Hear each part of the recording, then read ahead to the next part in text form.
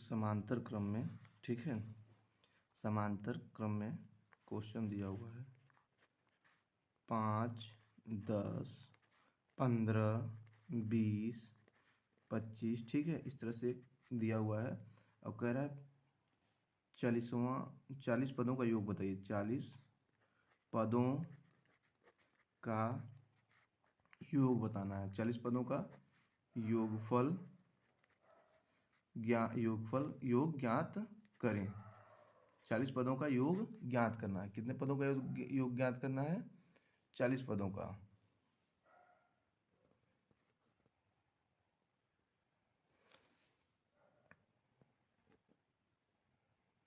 ठीक है, 40 पदों का योग ज्ञात करना है। तो हमें इसका फार्मूला होता है n पदों का योग का, ठीक है, n पदों के योग का फार्मूला होता है n समांतर श्रेणी में, ठीक है, समांतर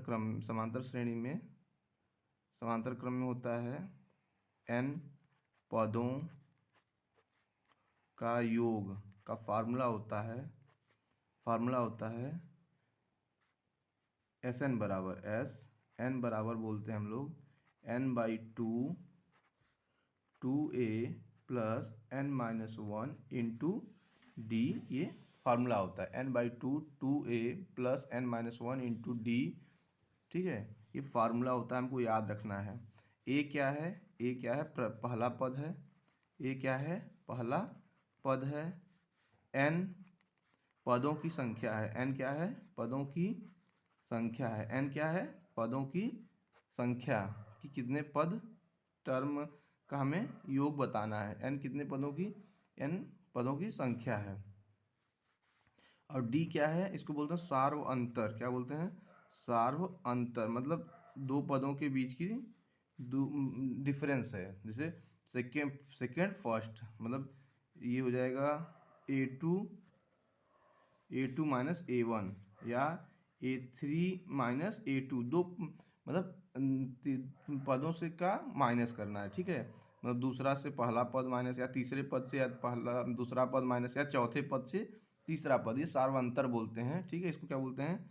सार्वंतर, मतलब डिफरेंस। तो ए क्या है? ए की वैल्यू है इसमें, पहला पद है 5, दूसरा पद, ठीक है। अब हमें डी ज्ञात करना है, तो डी ज्ञात कर लीजिए। देखिए डी इसमें 5 है, डी सार्वंतर कितना है? 5 है। ये तो 5 हो गया पहला पद। डी इसमें है आपका सार्वंतर 10-5, ठीक है, 10-5 क्या आएगा? 5 ही आएगा। और भी देख लीजिए 15-10, डी हमेशा क्या आना चाहिए? एकदम इक्वल आना चाहिए। डिफरेंस जो है उसका क्या आना चाहिए? हमेशा इक्वल आना चाहिए। तो सार्वंतर हमेशा 5 आ रहा है। ये अरिथमेटिक है, समांतर श्रेणी है। कौन सी श्रेणी भी है? इससे पता चल जाता है समांतर, ये समांतर श्रेणी है। तो ये समांतर श्रेणी है और इसका डिफरेंस 5 आ गया है, ठीक है। तो डी का मान कितना आ गया? 5। एन हमें बताना है, एन है एन 40 पदों का योग। कितने पदों का योग? 40 पदों का। फॉर्मूले में आंसर रखिए, देखिए आंसर आएगा यस एन मतलब यस एन मतलब 40, एन मतलब 40/2 और 2a की वैल्यू 5, पहला पद, ए मतलब पहला पद, और इसके बाद प्लस एन की वैल्यू है 40-1 इंटू डी की वैल्यू 5 आ गई। डी की वैल्यू कितनी आ गई है? 5। सार्वंतर, दो पदों के बीच का डिफरेंस 5।